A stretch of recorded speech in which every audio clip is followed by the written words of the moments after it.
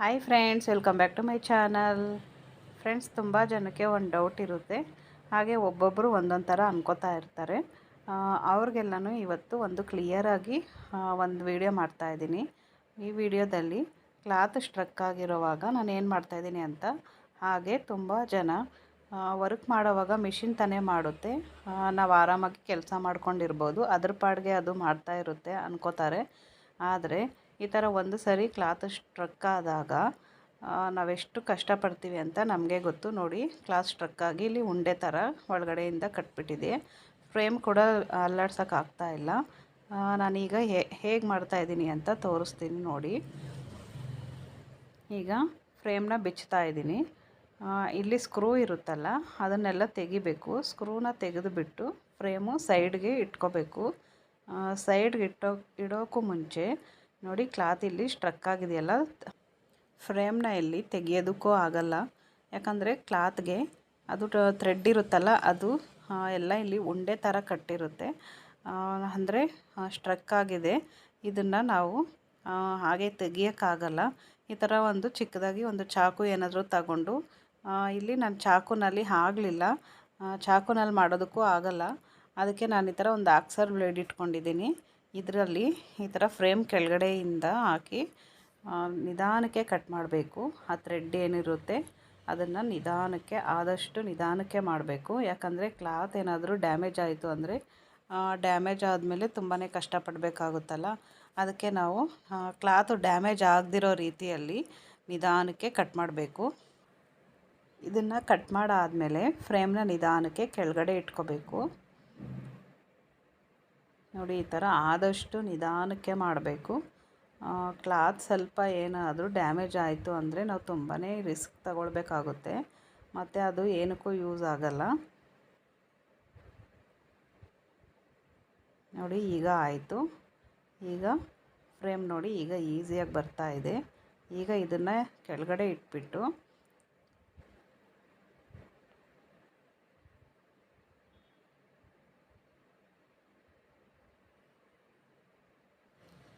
ನಾವು ಜರಿ ಹಾಕೋವಾಗ ತುಂಬ ಹುಷಾರಾಗಿ ಹಾಕಬೇಕು. ಅಲ್ಲೇ ಇದ್ದು ಮಾಡಬೇಕು. ನೋಡಿ, ಅಲ್ಲೇ ಇದ್ದರೂ ಕೂಡ ಈ ಥರ ಆಗಿದೆ. ನೋಡಿ, ಜರಿ ಫುಲ್ಲು ಈ ಥರ ಸ್ಟ್ರಕ್ ಆಗಿಬಿಟ್ಟಿದೆ, ಉಂಡೆ ಉಂಡೆ ಥರ. ಈ ಥರ ಕ್ಲಾತ್ ಜಾಮ್ ಆಗಿಬಿಟ್ರೆ ಅಂದರೂ ತುಂಬಾ ಕಷ್ಟ ಆಗುತ್ತೆ. ಈಗ ಈ ಥ್ರೆಡ್ನ ಕಟ್ ಮಾಡಬೇಕು. ಕಟ್ ಮಾಡೋವಾಗೂ ಅಷ್ಟೇ, ಕ್ಲಾತು ಯಾವುದೇ ರೀತಿಯಲ್ಲಿ ಡ್ಯಾಮೇಜ್ ಆಗದಿರೋ ರೀತಿಯಲ್ಲಿ ಕಟ್ ಮಾಡಬೇಕು. ನೋಡಿ, ಇದೆಲ್ಲನೂ ಜರಿ ಹಾಕೋವಾಗ ಈ ಥರ ಆಗಿದ್ದು. ನಾವೆಷ್ಟೇ ಹುಷಾರಲ್ಲಿ ಹಾಕಿದ್ರೂ ಈ ಥರ ಆಗಿಬಿಡುತ್ತೆ. ಜರಿ ಹಾಕೋವಾಗ ಮಿಷಿನ್ ಮುಂದೆನೇ ಇದ್ದು ಹಾಕಬೇಕು. ನೋಡಿ, ಆದರೂ ಕೂಡ ಈ ಥರ ಆಗಿದೆ. ನಾವು ಕೂಡ ಮಿಷಿನ್ ಮುಂದೆನೇ ಇದ್ವಿ. ಅದು ಮಾಡೋವಾಗ ಒಂದೇ ಒಂದು ಕ್ಷಣಕ್ಕೆ ಈ ಥರ ಆಯಿತು. ಜರಿ ಹಾಕೋವಾಗ ಯಾಕೆ ಈ ಥರ ಆಗುತ್ತೆ ಅಂದರೆ, ಜರಿ ಮಿಷಿನಲ್ಲಿ ಎಳ್ಕೋಬೇಕಾದ್ರೆ ಅದು ತುಂಬ ಉದ್ದ ಬಂದು ಅದು ರಿಂಕಲ್ ಆಗ್ತಾ ಇರುತ್ತಲ್ಲ, ಅದರಿಂದ ಈ ಥರ ಆಗ್ತಾ ಇರುತ್ತೆ. ಥ್ರೆಡ್ಡು ಯಾವ ರೀತಿ ಬರುತ್ತೋ ಅದೇ ರೀತಿ ಬರಲ್ಲ. ಇದು ತುಂಬ ಉದ್ದ ಬಂದುಬಿಡುತ್ತೆ, ಹಾಗೆ ಗಂಟು ಥರನೂ ಆಗಿಬಿಡುತ್ತೆ. ಅದರಿಂದ ಈ ಥರ ಆಗ್ತಾ ಇರುತ್ತೆ. ನಾವು ಎಷ್ಟೇ ಹುಷಾರಾಗಿ ನೋಡಿಕೊಂಡ್ರೂ ಈ ಥರ ಒಂದೊಂದು ಸರಿ ಆಗಿಬಿಡುತ್ತೆ. ಆದರೆ ಕ್ಲಾತ್ ಡ್ಯಾಮೇಜ್ ಆಗದೇ ಇರೋ ರೀತಿಯಲ್ಲಿ ನಾವು ನೋಡ್ಕೋಬೇಕು. ಸಣ್ಣ ಪುಟ್ಟ ಆದರೆ ಪರವಾಗಿಲ್ಲ, ಕ್ಲಾತ್ ಡ್ಯಾಮೇಜ್ ಆದರೆ ನಾವು ತುಂಬಾ ರಿಸ್ಕ್ ಪಡಬೇಕಾಗುತ್ತೆ. ಈಗ ಇಲ್ಲಿ ಬಾಬಿನ್ ಹೋಲ್ಡರ್ನ ಓಪನ್ ಮಾಡ್ಕೊಳ್ಳೋಣ.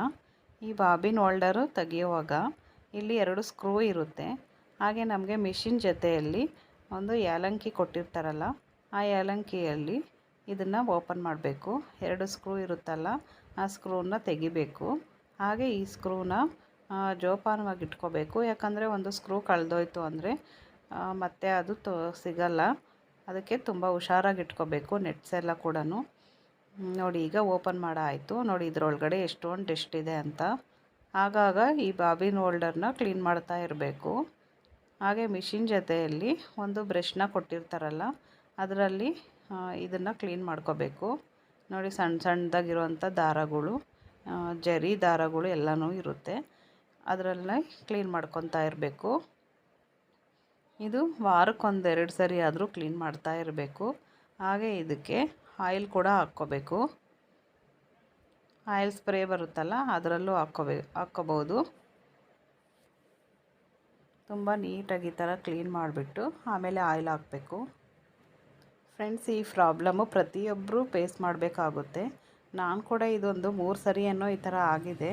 ಆದರೆ ಆ ಟೈಮಲ್ಲಿ ನನಗೆ ವೀಡಿಯೋ ಮಾಡೋ ಅಷ್ಟು ಪೇಷನ್ಸೇ ಇರಲ್ಲ. ಈ ಸರಿ ವೀಡಿಯೋ ಮಾಡ್ತಾಯಿದ್ದೀನಿ. ಈ ಥರ ಆದಾಗ ನಮಗೆ ಎಷ್ಟು ಟೆನ್ಷನ್ ಆಗುತ್ತೆ ಅಂತ ನಮಗೆ ಮಾತ್ರನೇ ಗೊತ್ತು. ಈಗ ಆಯಿಲ್ ಹಾಕ್ತಾಯಿದ್ದೀನಿ. ಆಯಿಲ್ನ ಈ ಥರ 1-2 ಸರಿ ಸ್ಪ್ರೇ ಮಾಡಬೇಕು. ನಾವಿದರಲ್ಲಿ ಬಾಬಿನ್ ಹೋಲ್ಡರ್ನ ತುಂಬ ನೀಟಾಗಿ ಇಟ್ಕೋಬೇಕು. ಆದಷ್ಟು ಕ್ಲೀನಿಂಗ್ ಮೇಂಟೈನ್ ಮಾಡಬೇಕು. ಆಗಾಗ ಇದನ್ನು ಕ್ಲೀನ್ ಮಾಡ್ತಾ ಇರಬೇಕು. ಹಾಗೆ ಆಯಿಲ್ ಕೂಡ ಹಾಕ್ತಾ ಇರಬೇಕು. ವಾರಕ್ಕೊಂದು 2-3 ಸರಿ ಆದರೂ ಆಯಿಲ್ ಹಾಕ್ಕೊತಾ ಇರಬೇಕು. ಈಗ ಈ ಬಾಬಿನ್ ಹೋಲ್ಡರ್ದು ಕ್ಯಾಪ್ ಬರುತ್ತಲ್ಲ, ಅದನ್ನು ಹಾಕ್ಬಿಟ್ಟು ಟೈಟ್ ಮಾಡ್ಕೋಬೇಕು. ಆ 2 ಸ್ಕ್ರೂನ ಹಾಕ್ಬಿಟ್ಟು ಟೈಟ್ ಮಾಡ್ಕೋಬೇಕು. ಹಾಗೆ ಇಲ್ಲಿ ಸಿಸ್ಟಮಲ್ಲಿ ಕಟರ್ ಆಪ್ಷನ್ ಇದೆಯಲ್ಲ, ಅದನ್ನು ಒಂದು ಸರಿ ಕ್ಲಿಕ್ ಮಾಡಿಬಿಟ್ಟು ಇಲ್ಲಿ ಸಣ್ಣ ಸಣ್ಣ ದಾರ ಏನಾದರೂ ಇದ್ದರೆ ಅದು ಕಟ್ಟಾಗುತ್ತೆ. ಅದಕ್ಕೆ ಆ ಥರ ಒಂದು ಸರಿ ನೋಡಿಕೊಂಡು ಮಾಡಬೇಕು. ಈಗ ಬಾಬಿನ್ ಹೋಲ್ಡರ್ದು ಕ್ಯಾಪ್ ಹಾಕ್ಬಿಟ್ಟು 2 ಸ್ಕ್ರೂ ಇರುತ್ತಲ್ಲ, ಅದನ್ನು ಟೈಟ್ ಮಾಡ್ಕೋಬೇಕು. ಇದು ಸ್ಕ್ರೂ ಟೈಟ್ ಮಾಡೋವಾಗ ಲೂಸ್ ಇರಬಾರ್ದು. ಲೂಸ್ ಇತ್ತು ಅಂದರೆ ಸೂಜಿ ಕಟ್ಟಾಗೋ ಚಾನ್ಸಸ್ ಇರುತ್ತೆ. ಅದಕ್ಕೆ ಆದಷ್ಟು ಟೈಟಾಗಿ ಈ ಥರ ಟೈಟ್ ಮಾಡಿಟ್ಕೊಳ್ಳಿ. ಸಿಂಗಲ್ ಹೆಡ್ ಮಿಷಿನಲ್ಲಿ ಈ ಥರ ಕ್ಲಾತು ಸ್ಟ್ರಕ್ ಆದಾಗ ಈ ಥರ ಫ್ರೇಮ್ ತೆಗೆದು ಅದನ್ನು ಕಟ್ ಮಾಡಿ ಮತ್ತೆ ಇದನ್ನು ಓಪನ್ ಮಾಡಿ ಮತ್ತೆ ಇದು ಮಾಡಬೇಕು ಅಂದರೆ ತುಂಬಾ ಕಷ್ಟ ಆಗುತ್ತೆ. ಯಾಕಂದರೆ ಮಿಷಿನ್ ಯಾವ ಕಡೆನೂ ಜಗ್ಸೋಕ್ಕಾಗಲ್ಲ. ಡಿಸೈನ್ ಬೇರೆ ಅರ್ಧದಲ್ಲೇ ಇರುತ್ತಲ್ಲ, ಅದನ್ನು ನಾವೇನು ಮಾಡೋಕ್ಕಾಗಲ್ಲ. ಅದು ತುಂಬಾ ಕಷ್ಟ. ಡಿಸೈನ್ ಅರ್ಧದಲ್ಲಿರೋವಾಗ ಏನೂ ಮಾಡೋಕ್ಕಾಗಲ್ಲ. ನಾವು ಡಿಸೈನ್ಸ್ ಕಲರ್ಸ್ ಇರುತ್ತಲ್ಲ ಡಿಸೈನ್ಗೆ, ಆ ಆಪ್ಷನಲ್ಲಿ ಮುಂದೆ ಇಡೋದು ಮತ್ತು ಹಿಂದೆ ಇಡೋದು ಈ ಥರ ಮಾಡ್ಕೋಬೋದು. ಆಗ ಇಲ್ಲಿ ಸ್ವಲ್ಪ ನಮಗೆ ಫ್ರೀ ಅನಿಸುತ್ತೆ. ಅಷ್ಟು ಬಿಟ್ಟರೆ ಬೇರೆ ಏನೂ ಮಾಡೋಕ್ಕಾಗಲ್ಲ. ನೋಡಿ, ಎಲ್ಲಿಗೆ ಸ್ಟಾಪ್ ಮಾಡಿದ್ದೆ ಮಿಷಿನ್ನ, ನಾನು ಅಲ್ಲಿಗೆ ಫಿಕ್ಸ್ ಮಾಡ್ತಾಯಿದ್ದೀನಿ. ಯಾಕಂದರೆ ಮುಂದೆ ಹಿಂದೆ ಇಡೋದು ಬಿಟ್ಟು ಬೇರೆ ಏನೂ ಆಪ್ಷನ್ ಇರಲ್ಲ. ಡಿಸೈನ್ ಕ್ಯಾನ್ಸಲ್ ಮಾಡೋಕ್ಕೂ ಆಗೋಲ್ಲ. ಯಾಕಂದರೆ ಅರ್ಧದಲ್ಲೇ ಇರುತ್ತಲ್ವ, ಅದನ್ನು ಏನು ಮಾಡೋಕ್ಕಾಗಲ್ಲ. ನಾವು ತುಂಬ ಹುಷಾರಾಗಿ ಮಾಡಬೇಕು ಆದಷ್ಟು. ನೋಡಿ, ಇಲ್ಲಿ ಸ್ಕ್ರೂ ಬರುತ್ತಲ್ಲ, ನಾವು ಫ್ರೇಮ್ನ ಫಿಟ್ ಮಾಡೋವಾಗ ಯಾವುದಕ್ಕೆ ಹಾಕಬೇಕು ಅಂತ ನೋಡಿಕೊಂಡು ಇಲ್ಲಿ ಫ್ರೇಮ್ನ ಫಿಕ್ಸ್ ಮಾಡ್ಕೋಬೇಕಾಗುತ್ತೆ. ಈಗ ಅದೇ ಏಲಂಕಿಯಲ್ಲಿ ಇದು ಕೂಡ ಅಷ್ಟೇ ಟೈಟ್ ಮಾಡಿ ಇಟ್ಕೋಬೇಕು.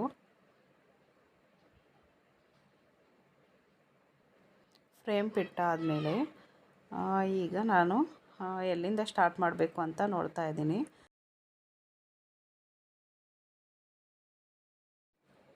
ಈಗ ಇಲ್ಲಿ ಈ ಕಡೆ ಮೈನಸ್ಸು ಪ್ಲಸ್ ಇದೆಯಲ್ಲ, ಆ ಸ್ಟಿಚಸ್ಸು ಇದು ಮುಂದೆ ಇಡೋದು, ಅದು ಹಿಂದೆ ಇಡೋದು. ನಮಗೆ ಎಲ್ಲಿಂದ ಸ್ಟಾರ್ಟ್ ಆಗಬೇಕು ಅಂದ್ಕೊಂಡಿದ್ದೀವೋ ಅಲ್ಲಿಂದ ಈ ಥರ ನೋಡಿಕೊಂಡು ಸ್ಟಾರ್ಟ್ ಮಾಡಬೇಕು. ಈಗ ಬ್ಯಾಕ್ ಹೋಗ್ಬಿಟ್ಟು ನಾನೀಗ ಸ್ಟಾರ್ಟ್ ಕೊಡ್ತಾಯಿದ್ದೀನಿ. ಇಷ್ಟೇ ಫ್ರೆಂಡ್ಸ್ ಇವತ್ತಿನ ವಿಡಿಯೋ. ಈ ವಿಡಿಯೋ ಇಷ್ಟ ಆದರೆ ಒಂದು ಲೈಕ್ ಮಾಡಿ, ಶೇರ್ ಮಾಡಿ. ಹಾಗೆ ಹೊಸ್ದಾಗಿ ನೋಡ್ತಾ ಇರೋರೆಲ್ಲ ಪ್ಲೀಸ್ ಸಬ್ಸ್ಕ್ರೈಬ್ ಮಾಡ್ಕೊಂಡು ನೋಡಿ. Thanks for watching.